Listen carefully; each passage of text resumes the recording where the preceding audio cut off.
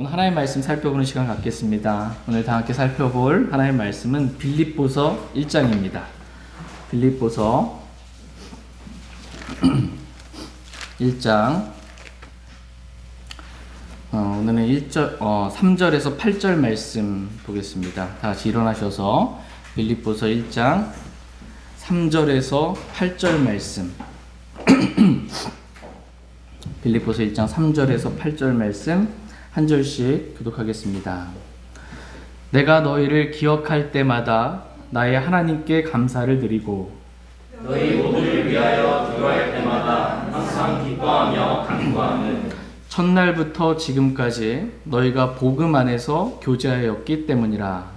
너희 안에서 선한 일을 시작하신 분께서 예수 그리스도의 날까지 그 일을 이루실 것 바로 이것을 나는 확신한다. 내가 너희 모두에 대해 이같이 생각하는 것이 합당하니 이는 너희가 내 마음속에 있기 때문이라.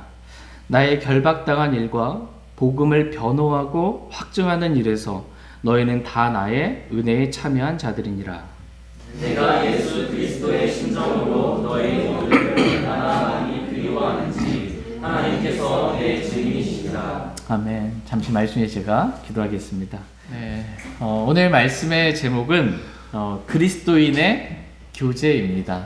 그리스도인의 교제라는 제목으로 하나님 말씀 나누는 시간 갖도록 하겠습니다. 그리스도인들끼리 나누는 교제는 이 세상 사람들과 나누는 교제와는 다르다라는 것입니다.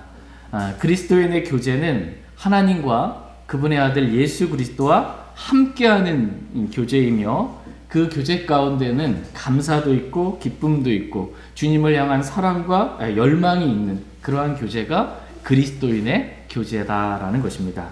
하나님께서는 저와 여러분들이 이렇게 주일날 와서 서로에 대해서 교제를 나눌 때 이렇게 주님의 임재가 있는 감사가 있고 기쁨이 있고 주님을 향한 또 형제를 향한 사랑이 있는 이러한 교제를 풍성하게 나누게 되기를 하나님은 원하십니다. 다 같이 빌립보서 1장 3절에서 5절 말씀 보도록 하겠습니다. 빌립보서 1장 3절에서 5절입니다. 3절 제가 읽겠습니다. 내가 너희를 기억할 때마다 나의 하나님께 감사를 드리고 너희 모두를 위하여 기도할 때마다 항상 기뻐하며 간구하는 첫날부터 지금까지 너희가 복음 안에서 교제하였기 때문이라. 아멘. 지금 사도 바울은 빌립보 성도들을 기억할 때마다 하나님께 감사를 드렸다라고 이렇게 기록하고 있습니다. 여러분은 누군가를 이렇게 기억할 때마다 감사가 나는 그러한 지체들이 있습니까? 바울은 지금 로마 감옥에 갇혀 있는데 빌립보 교회 성도들을 기억할 때마다 막 속에서부터 감사가 있는 거예요. 한 분 한 분을 기억할 때마다 그분에 대한 감사가 있었던 것입니다. 또한 여러분은 누군가를 위해 기도할 때마다 사도 바울과 같이 항상 기뻐하며 간구하게 되는 그러한 사람이 있습니까?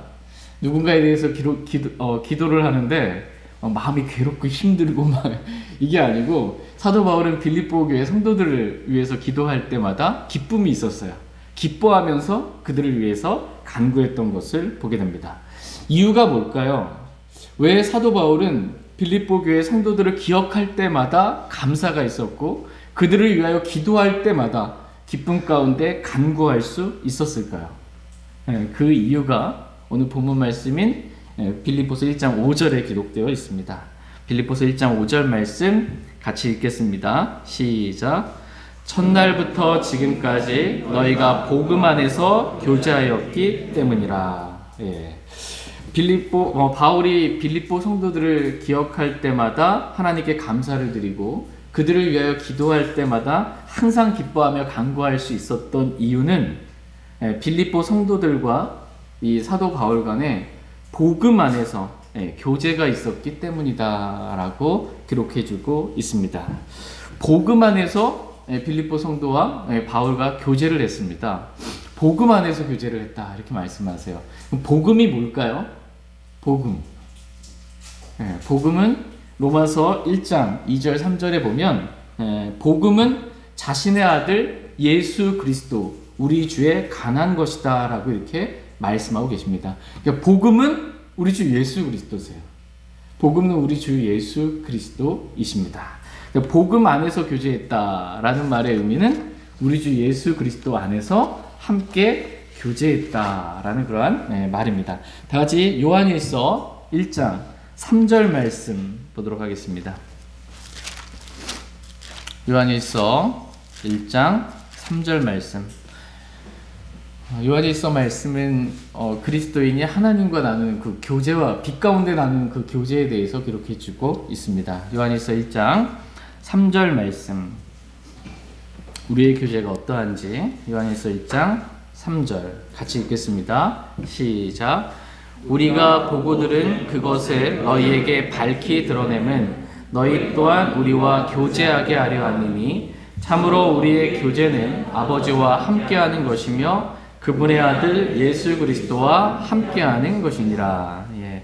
참으로 우리의 교제는 아버지와 함께하는 것이며 그분의 아들 예수 그리스도와 함께하는 것이다 라고 이렇게 말씀해주고 계십니다. 그러니까 그리스도인들이 만나서 서로 나누는 이러한 교제는 단순히 사람과 사람이 만나서 나누는 그러한 대화나 교제가 아니라는 것입니다. 그리스도인의 교제는 아버지 하나님과 그분의 아들 예수 그리스도와 함께하는 것이다 라고 말씀해주고 계십니다. 그리스도인의 교제는 저와 여러분들이 이렇게 만나서 또 우리 식사하면서 교제할 거 아니에요. 이렇게 교제할 때 우리끼리만 교제하는 것이 아니고 누가 계세요? 예, 하나님과 그분의 아들 예수 그리스도가 우리와 함께 계시는 거예요. 그분 안에서 함께 교제를 나누는 것입니다. 예, 그런데 세상 사람들의 교제에는 하나님이 없는 거예요. 예수 그리스도가 없이 그냥 교제하는 것이 세상 얘기, 정치 얘기, 돌아가는 얘기 이렇게 하는 겁니다. 그리스도인의 교제는 하나님과 그분의 아들 예수 그리스도와 함께하는 교제다라고 성경은 말씀하고 계십니다. 같이 마태복음 18장 20절 말씀 보도록 하겠습니다. 마태복음 18장 20절 말씀.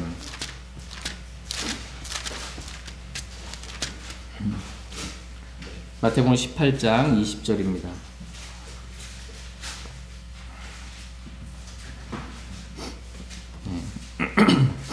마태복음 18장 20절 같이 읽겠습니다. 시작. 두세 사람이 내 이름으로 함께 모인 곳에 나도 거기에 그들의 한가운데 있느니라 하시니라. 아멘. 두세 사람이 우리 주 예수 그리스도 이름으로 모인 그곳에 우리 주님께서도 어떻게 하신다고 했어요? 그들의 한가운데 함께 계신다 이렇게 말씀하고 계십니다. 지금 주님이 저와 여러분과 함께 계세요? 안 계세요? 계십니다. 우리들의 한가운데 주님이 지금 임재하고 계세요. 육신의 눈으로는 보이지 않지만 영의 눈으로, 믿음의 눈으로 주님이 나와 우리와 함께 계십니다 라는 것을 믿고 인정하며 주님을 바라보면서 주님께 경배를 드리는 것입니다. 이렇게 주님과 함께하는 교제가 있을 때, 주님과 함께하는 교제가 있을 때에는 감사가 있습니다. 또 기쁨이 있습니다. 또 은혜가 있고 주님을 향한 사랑의 고백들, 형제 자매들을 향한 서로를 향한 사랑이 고백이 있는 것입니다. 근데 만약 우리의 교제 가운데 우리 주 예수 그리스도께서 계시지 않아요. 그냥 사람만 있어요. 그냥 주님은 없고 사람만 있으면 그러한 교제는 나누면 나눌 때마다 힘이 들고 뭔 얘기를 나눴는지 메마름이 있고 공고함이 있고 서로에게 유익이 되지 못하는 육신만 드러나게 될 뿐인 것입니다. 그러니까 말은 많이 했는데 만나서 몇 시간 동안 얘기는 많이 했어요. 그런데 감사가 없는 것입니다.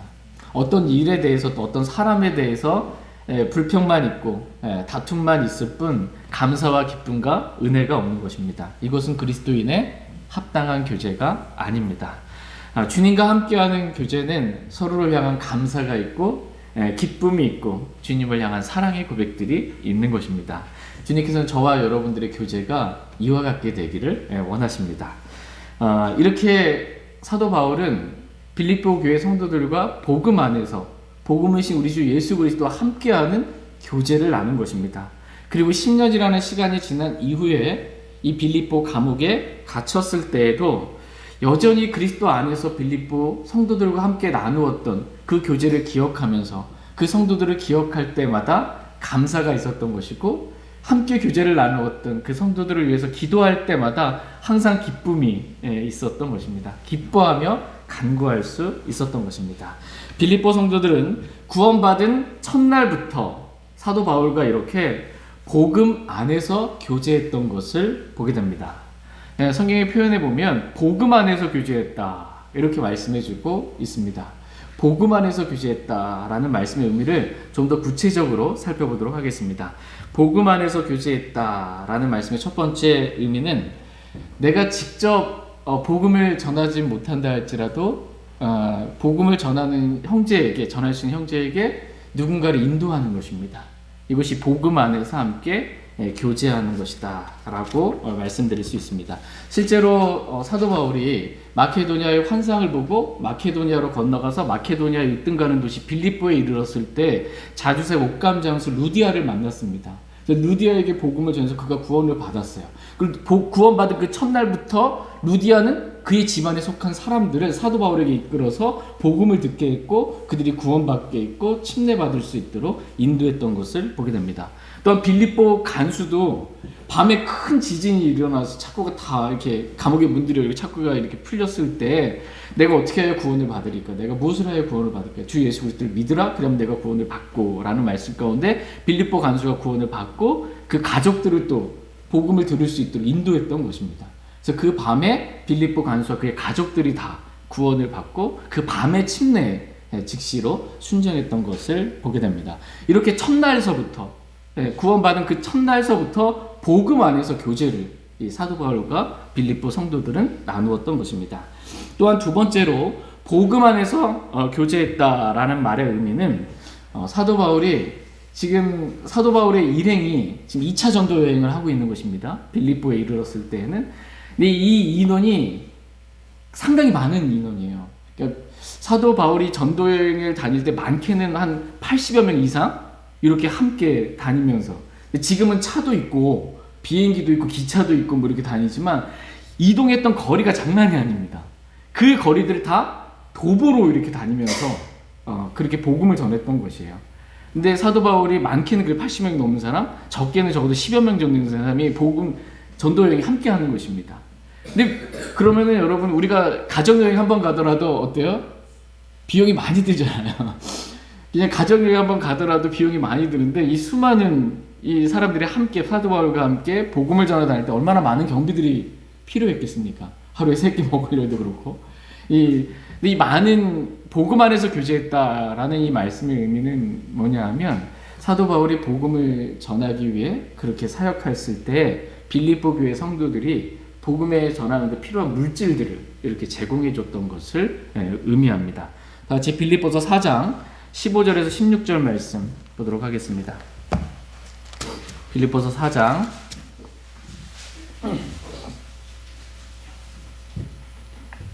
15절에서 16절 말씀.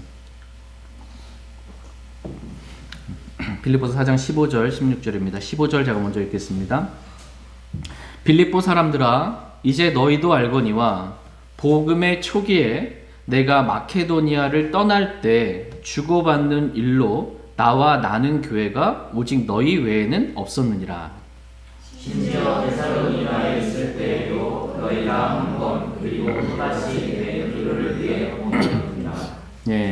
바울이 복음의 초기에 마케도니아를 떠날 때, 마케도니아에 있는 빌립보죠. 떠날 때 주고받는 일이 있었어요. 마케도니아 성도들은 바울의 일행에게 준 것이고 바울의 일행 것을 받은 것입니다. 이렇게 주고받는 일로 교제를 나눈 것이에요. 이렇게 교제를 나눈 교회가 빌립보 교회 너희 외에는 없었다라는 것입니다. 그리고 심지어 데살로니가에 있을 때에도 한 번, 그리고 또다시 빌립보 교회 성도들이 복음 전도 여행에 필요한 물질을 지원했던 것입니다. 그리고 이제 계속 복음 전도 여행이 계속되잖아요. 그래서 베레아, 그 다음에 아테네를 지나서 고린도에 이르렀을 때에도, 심지어 이 사도 바울이 고린도에서 사역을 할 때에는 브리스길라와 아굴라 들어보셨죠? 브리스길라와 이 아굴라를 만났는데 생업이 같음으로 천막 만드는 일을 하면서, 텐트 메이커예요.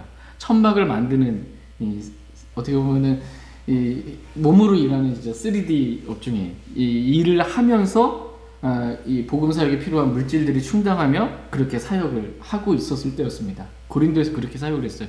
고린도 교회 성도들은 육신적인 성도들이잖아요. 육신적인 성도들은 뭐에 민감할까요? 돈에 민감합니다.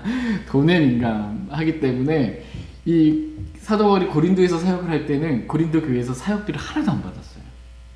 왜냐하면은 와서 사도 바울이 내가 내는 헌금이나 물질을 취해간다, 이렇게 이득을 취해간다라고 해서 마음이 다칠까봐 하나도 받지 않고 도리어 다른 교회 성도들이 이렇게 물질을 후원을 했고, 자신이 스스로 일을 하면서 그렇게 사역비를 충당하면서 그렇게 모든 사역들을 감당했던 것입니다.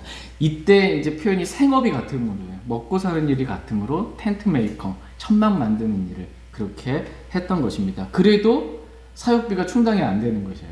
그랬을 때 빌립보 교회 성도들이 사도 바울에게 이 필요한 물질의 공급을 더해줬던 것을 보게 됩니다. 다 같이 고린도 후서 11장 9절 말씀 보겠습니다. 고린도 후서 11장 9절 말씀.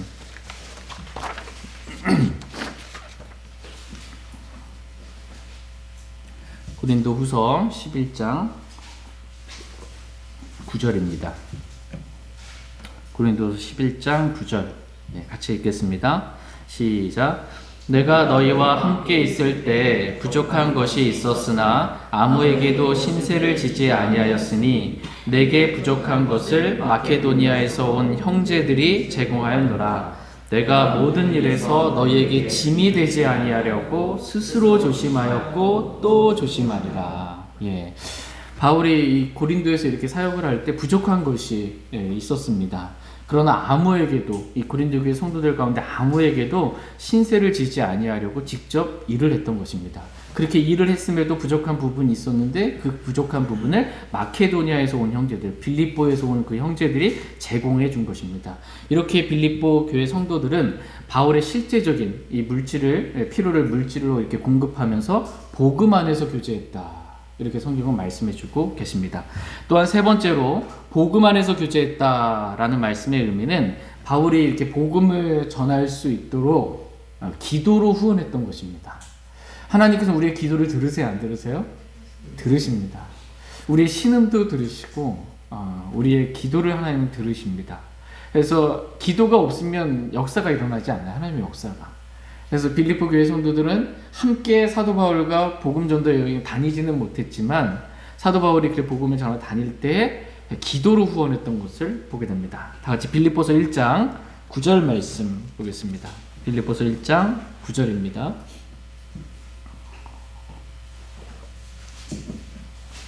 빌립보서 1장 9절 같이 읽겠습니다. 시작. 내가 이것을 기도하노니 곧 너희의 사랑이 지식과 판단에서 여전히 더욱더 풍성해지고. 아멘.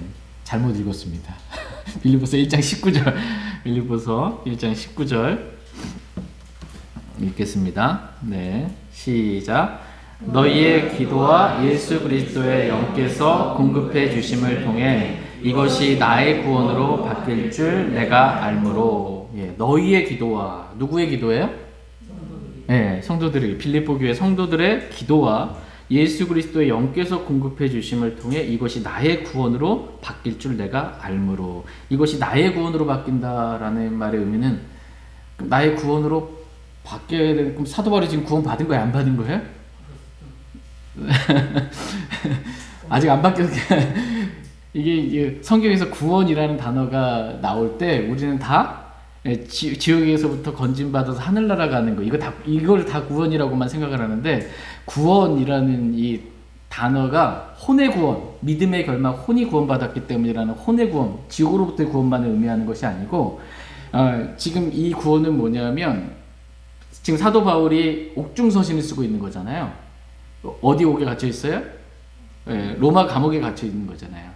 근데 빌립보 교회 성도들이 사도 바울이 복음을 전하다가 로마 감옥에 갇혀 있는데, 빌립보 성도들의 이 기도가 더해짐으로 말미암아 로마 감옥에서 구출받을 것, 이것을 확신하노라 라는 것입니다. 그러니까 고난에서 구출받는 걸 구원받았다, 이렇게 표현하는 거예요. 질병에서 나음받은 구원받았다, 이렇게 표현하는 것입니다. 애 낳는 고통으로부터 구원받았다, 안 좋은 것으로부터 빠져나온 것, 이것을 구원이다라고 이제 하는 겁니다. 구원의 좁은 의미는, 1차적인 의미는, 구원의 좁은 의미는 우리가 지옥으로부터 건져냄을 받아서 하늘나라 가는 것. 지옥이 가장 안 좋은 곳이잖아요. 그 안 좋은 곳에서 건져냄을 받아 하는 게 이 구원받았다 이거고, 넓은 의미의 이 성경의 여러 가지 표현은 이렇게 전쟁 가운데서 고난 가운데 있다가 구출받은 것, 이것도 이제 구원받았다, 구원이다 이렇게 표현을 하고 있는 것입니다. 이것을 이해하지 못하면 이제 구분하지 못하면 이제 혼란스럽게 되는 것입니다. 사도 바울은 아직 구원도 안 받아가지고 지금 뭐 구원이 필요한 사람이 이상하게 되는 거기 때문에 어쨌든 이렇게 알 필요가 있습니다. 교리적으로 분명하게. 그래서 지금 빌립보 교회 성도들은 몸으로 이렇게 떠나 있지만 10년이라는 시간이 이렇게 흘렀으나 여전히 사도 바울을 위해서 기도했던 것을 보게 됩니다. 그래서 이 복음 안에서 교제했다라는 것은 기도로 함께 후원하며 그렇게 교제했던 것을 의미합니다. 또한 빌립보 교회 성도들은 기도하면서 사도 바울의 이 전도 여행을 하면서 또 감옥에 갇혀 있으면서 얼마나 많은 물질적인 필요들이 있을까라는 것을 주님이 알려주시고 실제적으로 또 물질적인 필요도 또 다시 공급했던 것을 보게 됩니다. 빌립보서 4장 18절 말씀 보겠습니다. 빌립보서 4장 18절. 빌립보서 4장 18절 같이 읽겠습니다. 시작. 오직 내게는 모든 것이 있고 또 풍부하니라. 에바브로 디도 편에 너희가 보낸 것을 받았으므로 내가 풍족한데 이것은 달콤한 냄새의 향기요 받으실 만한 희생물이며 하나님을 매우 기쁘게 한 것이니라. 바울이 복음을 전하다가 로마 감옥에 갇혀 있다라는 소식을 빌립보 교회 성도들이 들었을 때 바울의 필요가 있는 것을 알고 그 필요를 채우기 위해 에바브로 디도 편에 빌립보 교회 성도들이 필요한 물질들을 또 공급했던 것을 보게 됩니다. 이렇게 빌립보 교회 성도들은 빌립보서 1장 5절에 기록된 말씀과도 같이 첫날부터 지금까지, 지금 10년이라는 시간이 지난 거예요. 첫날부터 지금까지 바울과 복음 안에서 이렇게 교제를 나눴던 것입니다. 이렇게 그 사도 바울이 감옥에 있는데 계속 지금까지 계속해서 첫날서부터 복음 안에서 교제를 나눴던 이 빌립보 교회 성도들을 기억할 때마다 당연히 감사가 나올 수밖에 없는 거예요. 그리고 그 빌립보 교회 성도들을 위해 기도할 때마다 항상 기뻐하면서 그때 나눴던 교제, 또 지금도 여전히 나누고 있는 이런 교제 가운데 항상 기뻐하면서 간구할 수 있었던 것입니다. 이러한 교제를, 복음 안에서 나누는 이러한 교제를 하나님께서 저희 모두가 할 수 있게 되기를 원하십니다. 여기서 보면 이 노동의 목적이 있습니다. 이 노동의 목적은 단지 나의 필요를 채우기 위한 것에 그치지 않는다라는 것입니다. 우리가 일하는 목적, 레이버, 노동하는 그 목적이 무엇인지 에베소 4장 28절 말씀 보도록 하겠습니다. 에베소 4장 28절.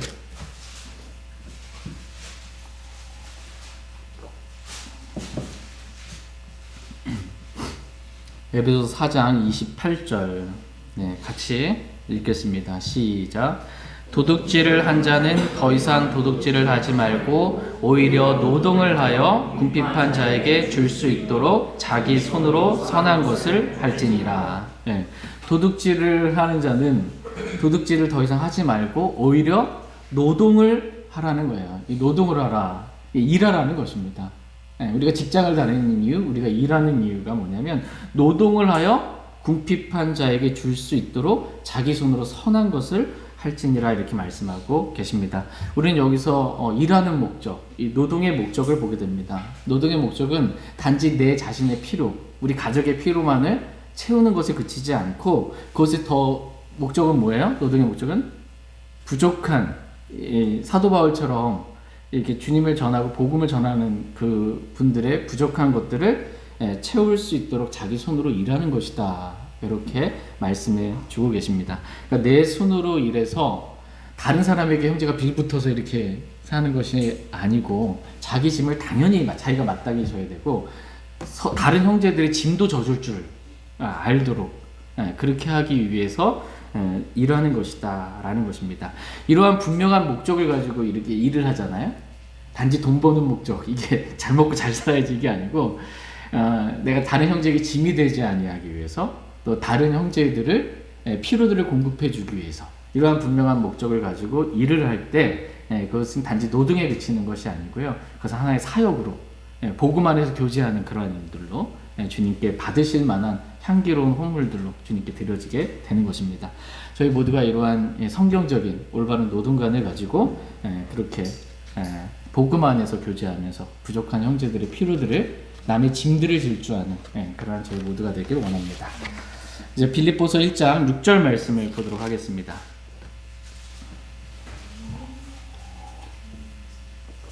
빌립보서 1장 6절 말씀 같이 읽겠습니다. 시작.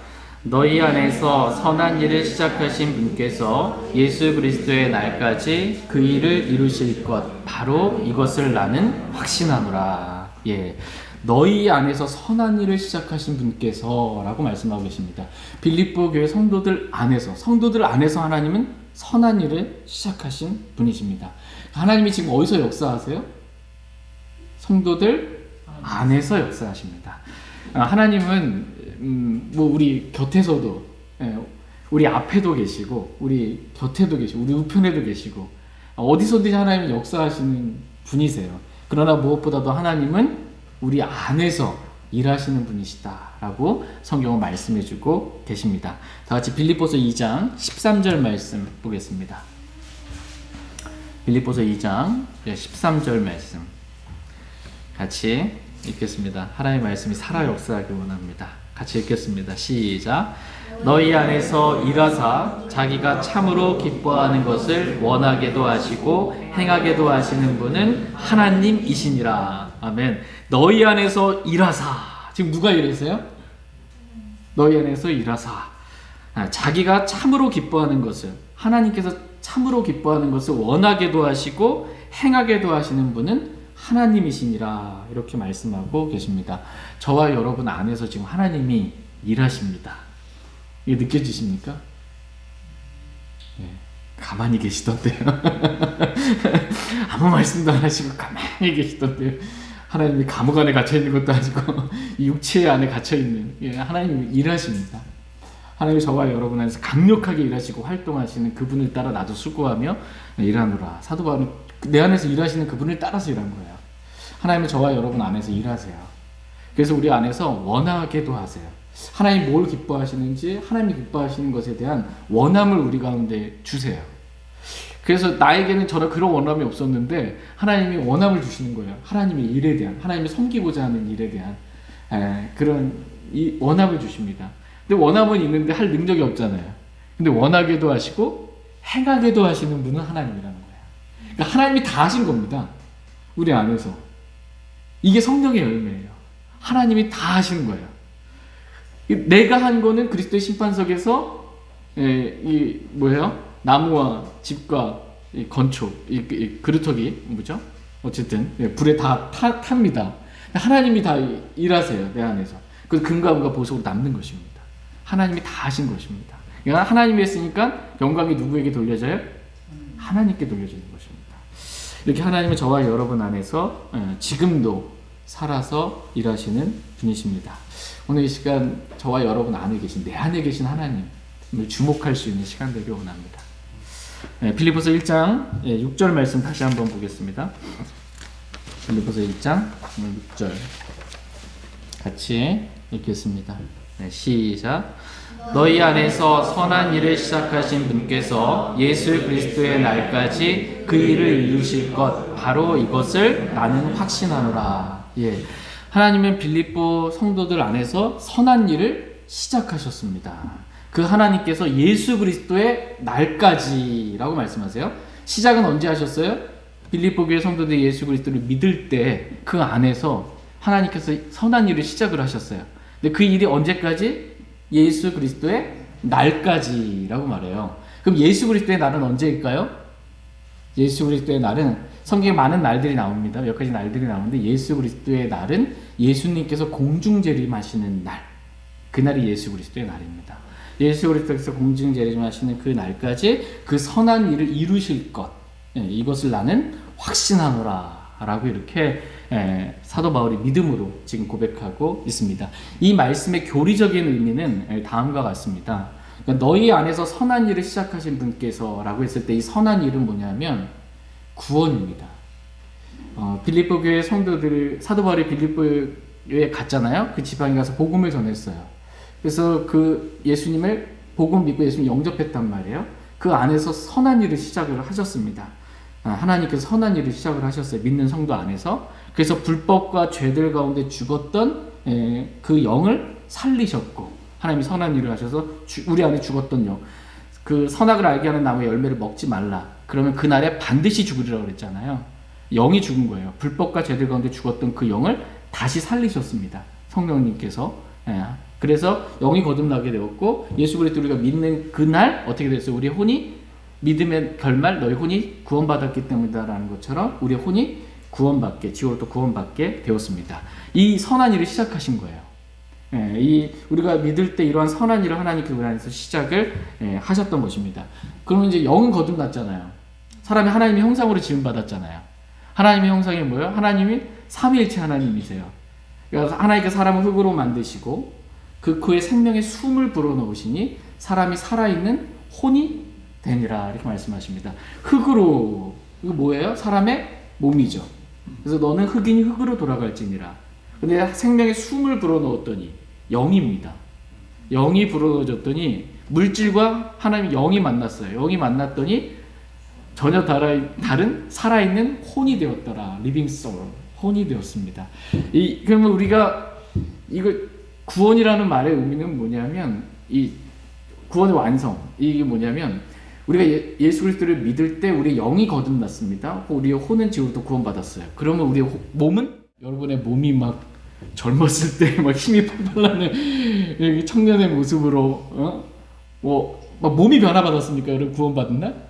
막 병도 다 낫고 막 아픈 데도 없고, 우리 몸은 아직 변화받은 게 없어요. 지금 영은 거듭났고 혼은 지금부터 구원받았는데 몸은 아무 변화가 없는 것이에요.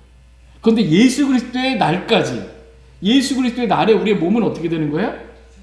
예수 그리스도께서 부활하신 몸과 같은 영광스러운 몸으로 우리도 변모되는 것입니다. 변화되는 것. 이걸 성경에서 몸의 구원이라고 말합니다. 그러니까는 우리 안에서 예수 그리스도를 믿을 때 선한 일을 시작을 하셨어요.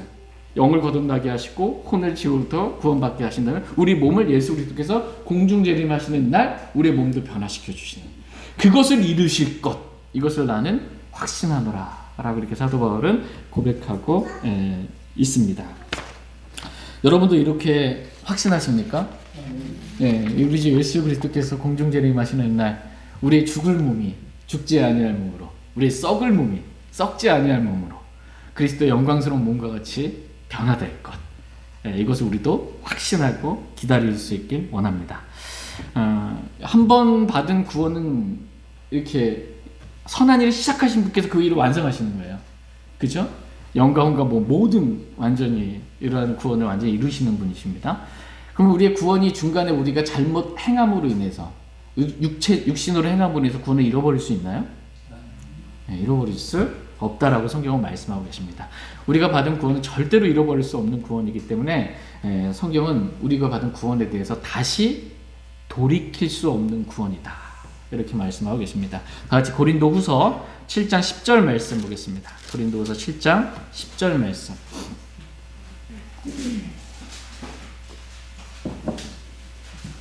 고린도후서 7장 10절 말씀 같이 읽겠습니다. 고린도후서 7장 10절입니다. 시작. 하나님의 뜻대로 하는 근심은 회개를 이루어 다시 돌이킬 수 없는 구원에 이르게 하거니와 세상의 근심은 사망을 이루느니라. 여러분이 세상적으로 근심한 일이 때때로 종종 있을 때 있습니다. 그때 사망이에요. 먹고 사는 문제라든지 세상의 근심은 사망이지만 하나님의 뜻대로 하는 근심이 있어요. 하나님의 뜻대로 하는 이 근심은 회개를 이루어요. 그래서 다시 돌이킬 수 없는 구원에 이르게 한다라고 이렇게 말씀하고 계십니다.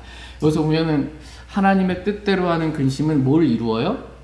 회개를 이루어요. 그래서 결국 우리로 하여금 다시 돌이킬 수 없는 구원을 받게 한다, 이렇게 말씀하고 계세요. 구원에 있어서 지금 뭐가 있는 거예요? 회개가 있습니다. 회개 없는 구원이란 있을 수가 없는 겁니다. 너희는 회개하고 복음을 믿으라. 회개해야 돼요. 회개는 내가 가던 길에서 돌이켜서 고치는 거예요. 이게 회개예요. 그동안 나는 복음을 듣기 전에는 그동안 나는 죄인이라는 걸 몰랐어요. 내가 뭔 죄인이야.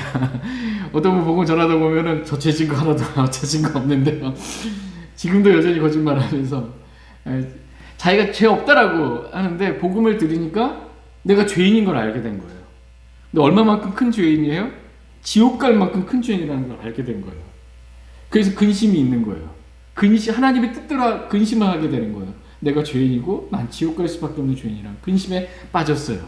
근데 이 근심에서 회개를 이루어. 나 지옥 가기 싫잖아요. 그래서 내가 지금 계속 지옥을 향해 달려가고 있었는데 가던 길에서 돌이키는 겁니다. 내 행위로 난 착하게만 살면 남한테 해코지만 안 하면 난 구원받을 수 있다 생각을 했는데 좋은 데 갈 수 있다 생각을 했는데 내가 그동안 알고 있었던 것에 잘못이었습니다. 잘못 알고 있었습니다 라고 고치는 겁니다. 그래서 지옥으로 향하던 이 발걸음을 돌이켜서 고치는 거예요. 예수님 없이도 그는 구원받을 수 있다 생각했는데 복음을 들어보니까 하나님 말씀 들어보니까 예수님이 없으면 구원받을 수 없다는 걸 알게 돼서 예수님께로 돌이킨 겁니다. 마음으로부터 돌이킨 거예요. 그래서 예수님이 나의 모든 죄를 용서해 주심, 다 이루어 놓으신 그 복음이신 주 예수를 마음에 영접하여 구원을 받게 된 것입니다. 이렇게 하나님의 뜻대로 하는 근심은 회개를 이루어서 다시 돌이킬 수 없는 구원에 이르게 합니다. 저와 여러분들이 받은 구원은 어떤 구원이라는 거 말씀하세요? 다시 돌이킬 수 없는 구원이다. 여기 물이 있습니다. 그래서 여기 컵에 물이 있는데 여기 엎었어요. 아이고 여기 엎었어요. 다시 돌이킬 수 있어요, 없어요? 없습니다. 다시 돌이킬 수 없는 거예요. 저와 여러분이 이번에 1박 2일로 부모님 댁에 좀 다녀왔습니다. 또 제 친구 또 결혼한다고 서울에 이제 갔다가 저도 이제 12시 반 막 이렇게 늦게 이제 운전해서 왔는데 부모님 뵙고 이렇게 왔어요. 근데 이제 부모님 자녀잖아요. 근데 부모님 너무나 감사하고 좋은데 마음이 삐뚤어져가지고 불효자식이라 부모님이 마음에 안 들어. 그래서 난 이 부모님 말고 딴 부모님 자녀가 되고 싶어요. 다시 돌이킬 수 있어요, 없어요? 없어요. 이미 태어났는데 어떻게 다시 돌이켜요? 우리가 마귀의 자녀였습니다. 마귀의 자녀로 우리는 태어났습니다. 육신적인 출생이에요. 근데 예수 그리스도를 믿는 순간, 영접하는 순간 하나님의 자녀로 거듭납니다. 다시 태어나는 것이에요. 하나님의 자녀 다시 태어났어요. 출생했는데 어떻게 다시 돌이켜요? 다시 돌이킬 수 없는 구원이다 라고 성경은 말씀해주고 계십니다. 그래서 우리 안에서 선한 일을 시작하신 분께서 예수 그리스도의 날까지 그 일을 이루실 것 바로 이것을 나는 확신하노라 라고 이렇게 사도 바울은 고백하고 있습니다. 영과 혼과 몸 모든 것의 구원에 있어서 하나님이 다 이루실 것에 대해서 확신하노라. 저와 여러분들도 이렇게 확신하며 믿음 가운데 살기를 원합니다. 이제 빌립보서 1장 7절 말씀 보겠습니다. 빌립보서 1장 7절 같이 읽겠습니다. 네, 시작. 내가 너희 모두에 대해 이같이 생각하는 것이 합당하니 이는 너희가 내 마음속에 있기 때문이라. 나의 결박당한 일과 복음을 변호하고 확증하는 일에서 너희는 다 나의 은혜에 참여한 자들이니라. 예. 여기서 보시면 내가 너희 모두에 대해 이같이 생각하는 것이 합당하니 이는 너희가 어디에 있어요? 내 마음속에 있기 때문이라 이렇게 말씀하고 계십니다. 그러니까 사도 바울의 마음속에 지금 누가 있어요? 예, 빌립보 교회 성도들이 있는 것입니다. 여러분의 마음속에는 뭐가 있습니까? 내 마음속에는 뭐가 있는가? 성경은 그리스도인의 마음속에는 우리가 예수 그리스도를 영접했잖아요. 예수님이 우리 안에 계시고요. 아까 우리가 빌립보서 2장 13절 말씀드렸지만 너희 안에서 일하사 자기가 원하기도 하시고 행하기도 하시는 분 하나님이시다. 하나님이 계시고 우리가 성령의 전이기 때문에 성령님이 거하시는 성령님도 계십니다. 삼일째 하나님 우리 안에 다 계세요. 그리고 모든 지혜로 하나님의 말씀이 너희 속에 풍부히 거하게 하여 라고 말씀하고 계세요. 우리 마음속에 하나님의 말씀이 이렇게 풍부히 거하게 하는 것입니다. 여러분 예수님께서 처음 가나의 혼인잔치, 혼인식에서 행했던 그 기적 여러분 기억나세요? 예. 물이 변하여 뭐가 됐어요? 네, 포도주 됐네 이러면 큰일 납니다. 예수님이 술 만드시는 분 아니고 포도즙 됐네입니다. 물이 변하여 순수한 포도즙이 됐지 주가 된 게 아닙니다. 근데 그 예수님의 그 마리아가 예수님께 뭐라고 말해요? 종들에게 말할 때 아구까지 물을 채우라고 이렇게 말씀하고 있어요. 정결례를 행하는 그 물통에 있는데 거기에다 이제 아구까지 채워라. 그리고 그것을 무엇인지 예수님이 하라는 대로 퍼다 주라 이렇게 하니까 그게 변한 거잖아요. 물은 성경에서 보통 그 뭐를 상징해요? 물은 말씀의 물. 교회가 어떻게 흠도 없고 점도 없이 거룩하게 영광스러운 교회가 되냐? 말씀을 통해 물로 씻음으로. 말씀의 물로 씻어야 교회가 거룩하고 흠 없이 영광스러운 교회가 됩니다. 근데 이 말씀의 물이 우리 안에서 가득 찰 때 어떻게 돼요? 그것이 이제 흘러나올 때 물이 변하여 포도즙이 되는 기적이 일어납니다. 저와 여러분의 이 마음 안에 우리가 가득 채워야 될 건 뭐예요? 세상에 온갖 잡다한 쓰레기들 다 갖다 집어넣으면 안 되고요. 우리가 근데 말씀으로 채워야 됩니다. 말씀이 우리 가운데 가득 차면 기적이 일어납니다. 그리스도인의 마음에는 삼위일체 하나님이 계시고 말씀이 가득 이렇게 채워져 있고 또 보니까 사도 바울의 마음을 보니까 내 마음속에 내 속에 너희가 있다 이렇게 말씀하고 계십니다. 그리스도인의 마음속에는 사랑하는 형제 자매들이 있어야 한다 라고 성경은 말씀해주고 계십니다. 디모데전서 5장 8절에 보면 제가 읽어드릴게요. 누가 자기 친족 특히 자기 집 사람들을 부양하지 아니하면 그는 믿음을 부인하는 자요 불신자보다 나쁜 자니라 이렇게 말씀하고 있어요. 그러니까 그리스도인은 자기 친족, 자기 가족들을 어떻게 해야 돼요? 부양해야 된다라는 겁니다. 부양해야 된다. 물질적으로 공급하고 진짜 필요를 채워주고 부양하는 거예요. 부모님이 그동안 낳아주시고 길러주셨잖아요. 부모님 공경한다라는 말의 의미는 물질적인 필요를 채워주는 겁니다. 그렇게 공경하고 또 자기 가족들을 어떻게 해요? 아내와 자녀들 다 물질적인 필요들을 채워주는 것입니다. 이렇게 하면 당연히 그리스도의 마음에는 살아가는 가족들이 있어야 합니다. 근데 여기서 그치는 것이 아니고 그리스도의 마음은 동일한 믿음을 가진 복음 안에서 교제하고 있는 형제 자매들이 우리 마음속에 있어야 된다 라고 성경은 말씀하고 계십니다. 지금 사도 바울은 그 빌립보 교회 성도들이 마음속에 있고 그들을 기억할 때마다 감사가 있었고 그들을 위하여 기도할 때마다 항상 기뻐하며 간구할 수 있었던 것이에요. 그리고 그들을 그리워하고 있었던 겁니다. 지금 감옥에 갇혀서 그들을 지금 빌립보 교회 성도들을 보기를 그리워하면서 사랑하면서 지금 기도하며 이렇게 있었던 것을 보게 됩니다. 이게 형제 사랑이에요. 형제 사랑은 사랑하면 관심이 있습니다. 사랑하지 않는 사람에 대해서는 뭘 해도 관심이 없어요. 그 형제가 어떤 상태에 있는지 뭔가 필요한지 관심이 없는데 사랑하면 관심이 가게 되고 기도하게 되고 실질적인 필요들을 주님이 원하기도 하시고 행하게 해서 채울 수 있고 섬길 수 있게 하는 것입니다. 이러한 형제 사랑이 가득하게 되기를 그리스도인의 교제는 형제 사랑이 있는 교제입니다. 이러한 형제 사랑이 있기를 원하십니다. 다 같이 요한복음 13장 35절 말씀 보겠습니다. 요한복음 13장 35절.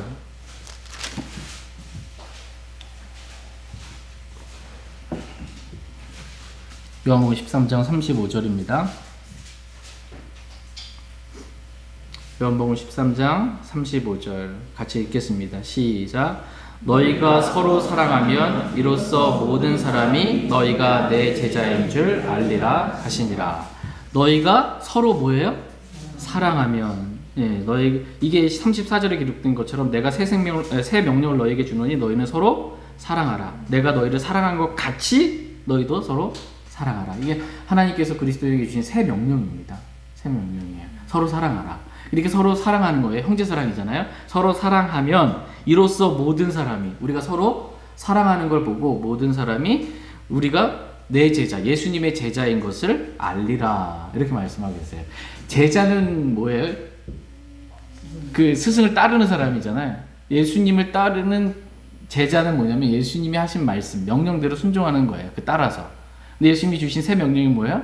너희는 서로 사랑하라. 그리스도인끼리 서로 사랑하라. 그러면 진짜 내 명령대로 따르는 내 제자다라는 것을 그걸 사랑하는 걸 보면서 알게 될 거다라는 것입니다.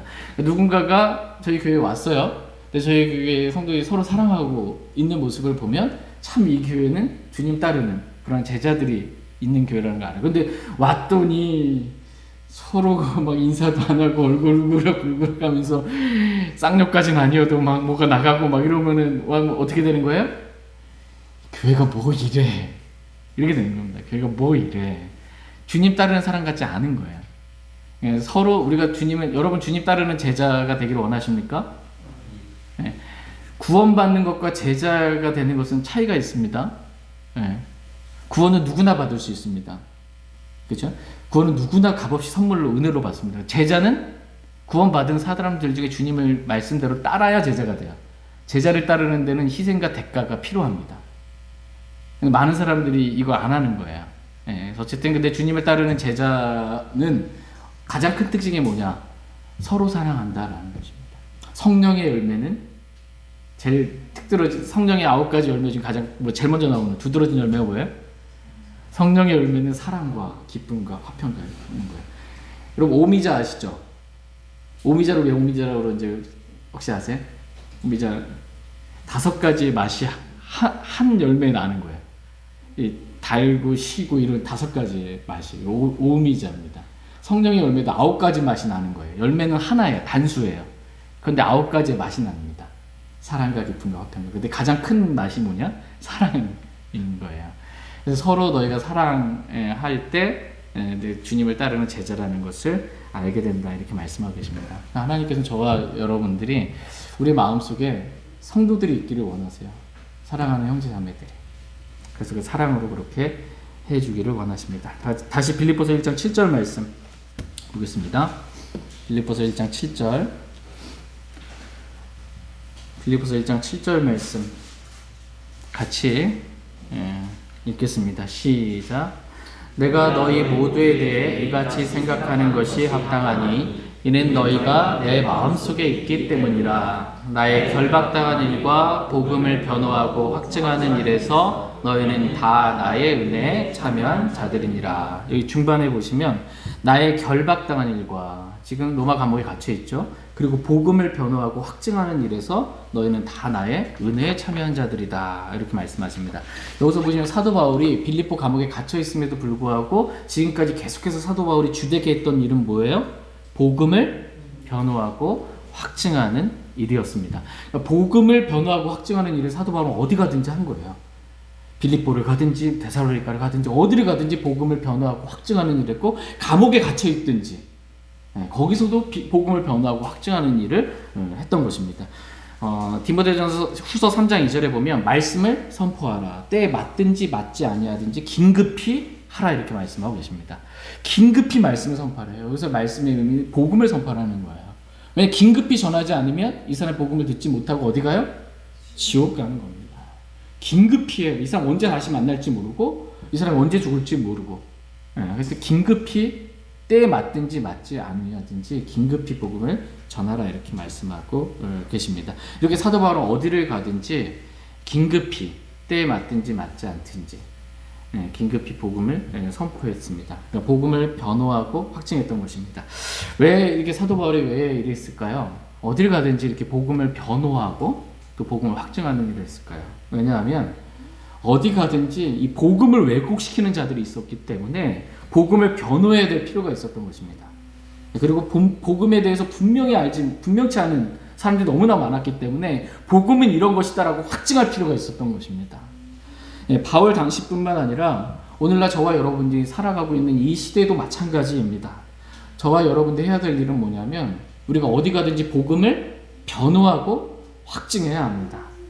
교회를 다닌다고 하지만 성경적으로 올바른 이 성경적인 복음을 정확히 아는 사람들이 드뭅니다. 구원은 받았지만 교회를 계속해서 다니지 아니하면 또 죄를 짓고 회개하지 않으면 구원을 잃어버릴 수 있다라고 생각하시는 분들이 너무 많습니다. 또 창세 이전에 장로교 교리죠. 이 창세 이전에 하나님께서 이미 구원받을 사람과 구원받지 아니할 사람을 예정해 놓으셨다. 그리고 택하셨기 때문에 우리가 누가 창세 이전에 하나님이 무조건적으로 택했다라는 거예요. 어떤 사람은 구원받지 않을 사람을 택했고 어떤 사람은 구원받을 사람을 무조건적으로 택했다는 거예요. 이걸 우리가 알아요, 몰라요? 우리는 모르니까 어떻게 해요?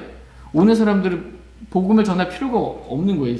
하나님이 택했으면 교회 안에 잘 정착해서 이렇게 갈 것이고, 그렇지 않으면은 뭐 아무리 전해도 구원받지 않기로 택했으면, 예정했으면 지옥 가는 거니까.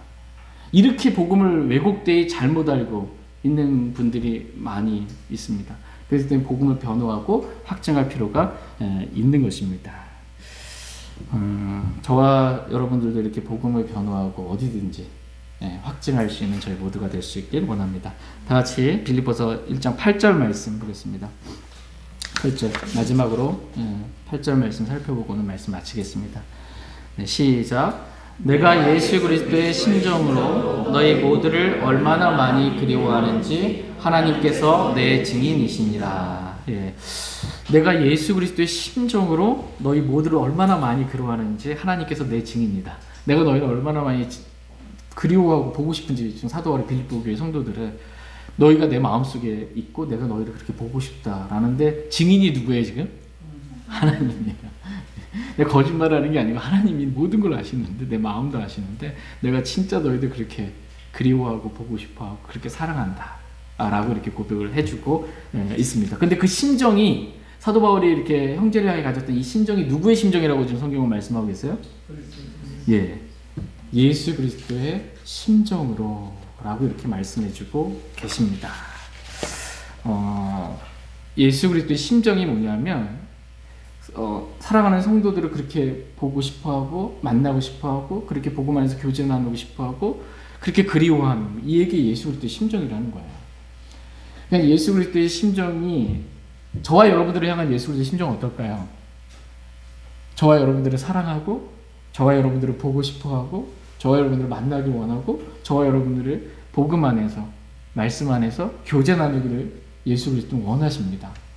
그러니까 주님이 저와 여러분들을 만나기를 원해요. 그리워하고 만나기를. 저와 여러분들이 구원받은 목적이 뭐예요? 우리를 부르신 목적은 자신의 아들 예수 그리스도와 교제하게 하려 합니다 라고 성경은 말씀하고 계세요. 주님과 교제하라고 우리를 불러주셨어요. 여러분, 주님을 영안에서 매일 아침 만나서 주님과 교제하십니까? 주님 기다리고 계세요. 내가 너와 만나 교제하기를 원한다라고 기다리고 계세요. 매 순간마다, 순간순간 하루를 살 때마다 주님은 우리를 그리워하시고 우리를 만나서 영원에서 교제하기를 원하십니다. 이게 예수 그리스도의 심정입니다. 이렇게 오늘 저희가 말씀을 들으면서 나를 향한 예수 그리스도의 심정을 좀 더 깊이 마음으로 이해할 수 있는 시간 되길 원합니다. 나를 그리워하고 나를 만나고 나와 사랑의 교제를 나누기를 원하시는 그 주님과 내가 언제 말씀과 기도로 교제를 얼마나 풍성하게 나누었는지, 그 시간을 저희도 그리워하고 예수 그리스도의 심정으로 그렇게 주님 사랑하면서 주님과 교제하는 그런 삶을 살게 되기를 원합니다. 이렇게 오늘 말씀의 제목이 뭐예요? 그리스도인의 교제입니다. 이렇게 그리스도인이 예수 그리스도의 심정으로 우리를 그리워하시는 주님과 이렇게 날마다 교제하는 삶을 잘 살잖아요. 그럼 그리스도인들끼리, 형제자매들이 서로 만났을 때 그 교제가 빛 가운데 사는 교제가 돼요. 아버지와 그분의 아들 예수 그리스도와 함께하는 교제. 그랬을 때 감사가 있고 기쁨이 있고 서로를 향한 사랑이 있고 하나님을 향한 사랑의 고백이 있는 그러한 교제가 이루어집니다. 그런데 그리스도인들이 주님과 교제 없이 그냥 살다가 만났어요. 그랬더니 교제가 잘 안 되는 거예요. 세상 얘기, 돈 버는 얘기, 세상 돌아가는 얘기, 정치 얘기, 예수님, 하나님과 그분의 아들 예수 그리스도와 교제가 안 되는 겁니다. 그리스도인의 교제는 이런 교제가 아니라 그분의 아들 예수 그리스도와 함께하는 그런 교제 가운데, 주님의 임재 가운데 형제사랑이 가득한 교제로 이어지게 되기를 주님 원하십니다. 저희 모두가 이러한 교제를 주님 안에서 다 나눌 수 있게 되길 원합니다. 네, 다 같이 일어나셔서 오늘 들으신 말씀 기억하시고 주님 앞에 나아가 개인적으로 기도하는 그런 시간 갖도록 하겠습니다.